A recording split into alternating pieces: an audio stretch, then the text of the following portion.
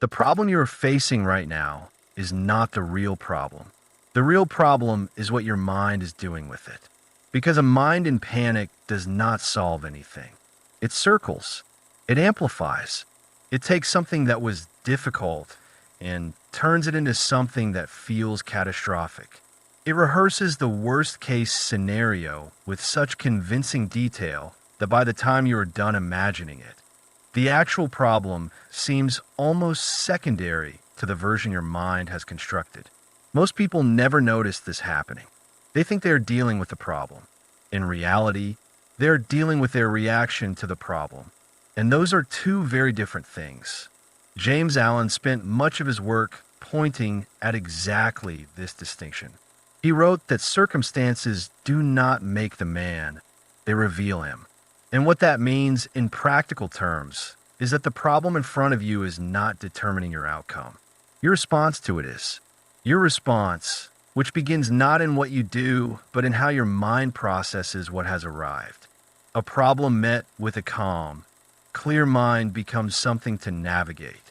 A problem met with a panicked, reactive mind becomes something to drown in. The difference is not the problem. It is the quality of the thinking brought to it. And the quality of thinking is something you can choose. Let's start with the most important and least celebrated skill in problem solving. Calm, not the absence of feeling. Not pretending the difficulty is not real or that what you are facing does not matter. The deliberate choice, made in the middle of difficulty, to slow down before you react.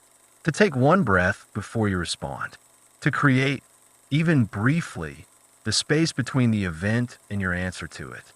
James Allen wrote that the calm person, having learned how to govern themselves, finds that they command all situations. Not that everything goes their way, that they are not governed by circumstances, that they bring to each situation a quality of mind that is capable of responding rather than merely reacting. This matters more than almost anything else in the practical work of solving problems. Because a mind in panic cannot see clearly. It narrows. It fixates on the threat and filters out most of the information that would actually be useful. It operates on the oldest, most primitive processing available, designed for physical survival, not for the complex, ambiguous, multi-layered challenges that real life actually presents. The moment you pause and deliberately create calm, something shifts in the quality of your perception. Options that were invisible become visible. Information that was being filtered out returns. The problem, which felt enormous and urgent and unsolvable a moment ago, becomes something with edges. Something you can look at directly. Something that can be understood. That is the first move in facing any problem. Not a clever strategy. Not an immediate solution. The decision to face it from a place of steadiness rather than from the height of your emotional reaction. Breathe. Slow down. Tell yourself, not as a lie, but as a deliberate redirection. I can think about this clearly. I am capable of this. The problem is not bigger than my capacity to engage with it. And then from that steadier place begin. The reason most problems feel unsolvable is not that they are too complex. It is that we're trying to solve all of them at once. The mind confronted with a significant problem does something that feels natural but is actually counterproductive. It tries to see the entire solution. The full path from where you are to where the problem is resolved, every step, every variable, every possible complication. And when that full path is not visible, which it almost never is at the beginning, the mind concludes that there is no path. But the path almost never appears in full before you start walking it. James Allen wrote that the will to do springs from the knowledge that we can do. And that knowledge, the lived certainty that you can handle this, does not come from seeing the whole solution in advance. It comes from taking one step and discovering that you can, and then another, and discovering that you can again. The problem that feels like a mountain is not solved by understanding the whole mountain at once. is solved by identifying the next step. Just the next one. The most specific, most concrete, most immediately available action that represents movement in the right direction. Not all the steps. The next one. When you write down a problem clearly, something happens that cannot happen inside your head. The problem becomes visible, which means it becomes examinable. It loses the quality of formlessness that makes it feel so threatening and takes on edges that can be engaged with. And from those edges, smaller pieces become apparent. What exactly is the problem? Not the general direction of the difficulty, but the specific thing. Name it precisely. What is actually in your control right now? Not what you wish were in your control, but what genuinely is. What is one thing, small enough to be done today, that represents a step toward resolution? Those three questions, answered honestly, reduce almost any problem to something that can be started. And starting is the thing that changes everything. Because a problem you're moving toward, however slowly, is a fundamentally different experience than a problem you're frozen in front of. Progress, even slow progress, is fuel. It tells the mind that movement is possible, that the situation is not fixed, that something is changing even if the change is not yet complete. And that fuel sustains the effort through the difficult middle ground where the problem is not yet solved, but you have not given up. The questions you ask when a problem arrives matter more than most people realize. Not because asking questions magically produces answers, but because the question determines the direction the mind searches. And a mind searching in the wrong direction will not find what it needs, no matter how intelligently it searches. Most people, when confronted with a significant difficulty, ask a version of the same question. Why is this happening to me? What did I do to deserve this? Why does nothing ever work out? These are not actually questions. They are complaints dressed in question marks, and they have a specific and consistent effect. They direct the mind backward toward the cause, toward the unfairness, toward the evidence that the situation is impossible and the person facing it is helpless. James Allen was direct about this. He wrote that men are anxious to improve their circumstances, but unwilling to improve themselves. And the complaint masquerading as a question is one of the clearest expressions of that unwillingness. It looks like engaging with a problem. It feels like thinking about it, but it is actually a way of staying in place while generating the feeling of motion. The shift is simple but transformative. From why is this happening to me, to what can I do with this? From why me to what now? From how unfair this is to what is in my control here. These are not the same as the complaint questions. They are genuinely different directions. They point the mind forward instead of backward, toward the available instead of the unavailable, toward action instead of justification. What do I learn from this? What does this difficulty require of me that I have not yet developed? Where is the opportunity hidden inside this obstacle? James Allen believed that every circumstance, every difficulty, every problem contains within it the seed of an equivalent benefit, if the person facing it has the clarity and the will to look for it. Not as forced optimism, as a genuine inquiry. What is here in this difficult thing that can be used? Ask that question honestly, and the mind begins to search in a different direction. And what it finds in that direction is almost always more useful than anything the complaint questions could have produced. Now let's talk about the gap between thinking and doing, because most people fall into it and do not realize how long they have been there. Overthinking is not thinking. It is the appearance of thinking. It feels like engagement because the mind is active, but it is a specific kind of activity, the kind that generates more questions without moving toward answers, that explores more scenarios without committing to any of them, that makes the problem feel more understood without making it more solved. James Allen wrote that thought allied to purpose becomes creative force. But thought without purpose, thought that circles endlessly without direction or commitment, is simply restless energy. And restless energy does not solve problems. It exhausts the person holding it. The distinction he was pointing at is between thinking that is moving towards something and thinking that is avoiding something. Because overthinking, in most cases, is avoidance.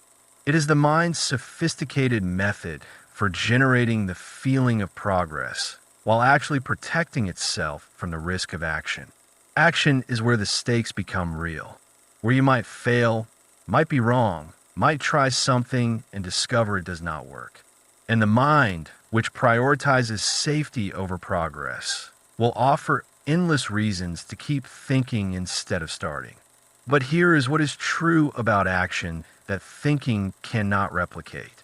It produces information, real information about what works and what does not, about where the actual obstacles are rather than where you imagine them, about your own capacity to handle things you were not sure you could handle.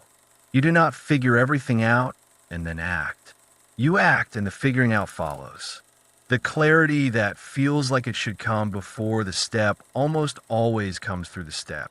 So when you have thought long enough, when you understand the problem well enough to identify a first move, take it. Not when you are ready, not when you are certain, when you have identified what the next step is. Because the problem you're thinking about is growing while you wait. And the version of you who started moving is already further along than the version who is still planning to start. Let's talk about something that is not comfortable to sit with, but is necessary. Responsibility, not blame. Responsibility. They are not the same thing. Blame asks who caused this. Responsibility asks what I can do with it. Blame looks backward for a verdict. Responsibility looks forward for a path. And the reason responsibility matters so much in the context of problems is not moral or philosophical. It is practical. The moment you locate the cause of your problem entirely outside yourself, in the actions of others, in the unfairness of circumstances, in factors that had nothing to do with your choices, you simultaneously locate the solution thereto. And now you are waiting for something outside you to change before anything inside your life can improve. James Allen saw this with complete clarity. He wrote that you're the master of your fate because you're the master of your attitude, not the master of what happens to you, the master of how you meet what happens. And meeting something fully, as a person who has agency and capacity and the ability to act, begins with claiming the response as yours. A problem may not be your fault, but the response to it is your responsibility. Always, without exception. And when you accept that, something shifts. The helplessness that blame generates dissolves. Not because the problem disappears, but because you're no longer relating to yourself as someone to whom things happen. You are relating to yourself as someone who meets what happens and decides what to do next. That shift is not small. It is the difference between a life lived in reaction and a life lived with intention. Between the person who waits for circumstances to improve and the person who acts within the circumstances as they are, finding what is available and using it. James Allen wrote about the man who reforms himself and finds that the world reforms around him. That is not mysticism. It is the practical consequence of bringing a different quality of mind to the same circumstances. The circumstances may not change immediately, but what you can do within them, what you can see, what options become available, changes significantly when you are approaching them as someone who has claimed the response as their own. There's a kind of pride that does not serve you when you're facing a significant problem. The pride of trying to figure everything out alone. James Allen wrote extensively about humility, not as self-abasement, but as openness. The willingness to acknowledge that your current understanding is incomplete, that someone who has walked a similar path before you has information you do not. that asking for guidance is not weakness but intelligence. Most people approach problems as if they're the first person who has ever faced them. They struggle in isolation, retracing paths that others have already mapped, making mistakes that were entirely avoidable, spending time and energy on confusion that a single conversation with the right person would have resolved. But problems are rarely as unique as they feel from inside them. The specific details are yours. The underlying structure is almost always something someone else has navigated. And the person who found their way through it carries something that no amount of independent thinking can replicate. Lived experience. There's a kind of knowledge that only comes from having been inside a difficulty and found a way through it. It is not theoretical. It cannot be fully communicated in advice or instructions. But being in the presence of someone who has it, asking them specific questions, listening carefully to how they describe the process, changes something in your own understanding of what is possible. James Allen understood that growth is not a solitary process, that the people you allow close access to your thinking shape the quality of your thinking, that choosing whose counsel you seek is one of the most consequential decisions you make when navigating something difficult. Ask, not from helplessness, but from strategy.